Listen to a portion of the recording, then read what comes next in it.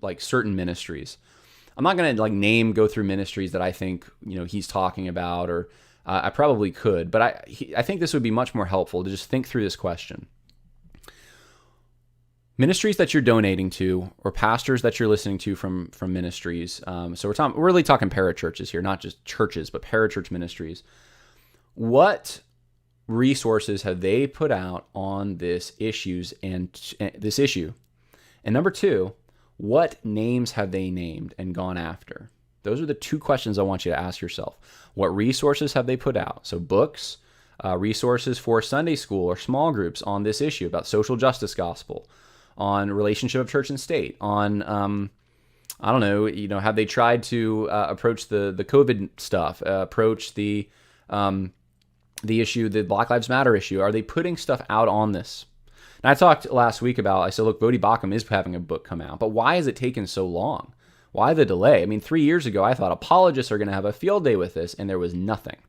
And the ones that did were generally siding with the woke people, or if they weren't, what they were doing was they were trying to spin some kind of like a third way where, well, we know that critical race theory is wrong, but we're not doing any of that, and Christianity's not doing anything, we're not going too far here. Southern Baptist Convention is certainly fine. Southeastern's fine, and they were just using their apologetics platform to shield people in the convention. So I come back to my question. I return to it. What ministries have put out actual material on this? And what ministries have named names at their conferences? The people that they platform, have they named the names? And I mean, how many of them have named Al Mohler specifically? Say, look, this guy.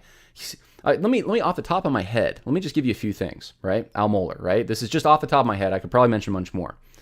What about the reparations thing? The grant that's only for people of a certain ethnicity at Southern Seminary that was set up because of historical wrongs or something like that. What about the apology for denying such a thing as the homosexual orientation? What about saying multiple times that racism is perpetual, that it will be in the Southern Baptist Convention until Christ comes back, that it's infecting every American institution? I mean, Al Mohler said all this stuff. He hasn't apologized for it. None of it. He hasn't retracted any of it. What about the fact of Al Mohler and how quickly he jumped on the whole issue of voter fraud, and how quickly it was there really isn't any voter fraud, Trump's irresponsible, blaming Trump for everything that happened on January 6th. What about the people Al Mohler's platformed at Southern Seminary? Jarvis Williams, Curtis Woods, Matthew Hall, all people that have promoted critical race theory to one degree or another. What about the fact that Mohler has never really taken any stand against Russell Moore? He platforms the guy. He speaks, whenever he's spoken publicly, it's positive about him. You're getting the point, I hope. I hope this is starting to make sense. How come no one's called him out publicly for any of this? How come no one's even questioned it? And when I say no one, I'm exaggerating. I'm sure there are people who are. And maybe, hey, look, if the ministry you're thinking of has done this, then praise God. If they're in the SBC, right? I know not everyone's aware of everything in that particular denomination, but use whatever name you want. Tim Keller, you're in the PCA? Okay. Does the ministry, the PCA ministry that you're giving to, have they gone after Tim Keller? Have they told the truth about him? Are they putting out books and materials on this issue? Or are they doing this? Are they going after prosperity gospel people? Are they going after charismatics? Or if they're charismatics, are they going after cessationists? Are they going after things that are unrelated to this hard? Naming the names. We don't have a problem naming Joel Osteen. We don't have a problem, going after people in the prosperity gospel. Sure. Benny Hinn's, terrible, quote unquote. I can give you clips after clip after clip of people in that world doing this, but will they lift a finger to go after this issue? And there was a quote in Bodie Bacham's book by Charles Spurgeon, which some people attribute to Martin Luther. I think Spurgeon, I don't know where it came from, but Spurgeon said it, where he said essentially that if you are defending the Christian faith at every point at which the devil is not attacking, you're not defending at all.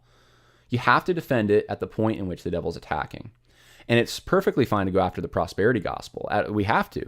But that should not be if you're a ministry, if you're a parachurch ministry, then you're present yourself as dedicated to biblical exposition or dedicated to apologetics, dedicated to preaching, whatever the case may be. And if you don't have a problem going after prosperity preachers, but you don't lift a finger to go after, to name the names of social justice preachers, then what does that say about you?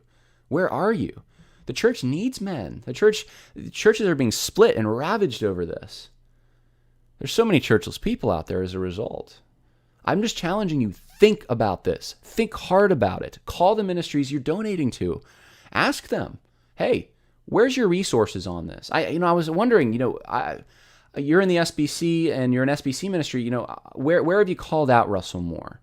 Or where have you, you pick the name you want to pick. But I'm just wondering, where do you guys stand on this? Because they're all going to say they're against critical race theory. They'll all say that. But when the rubber meets the road, are they identifying the wolves?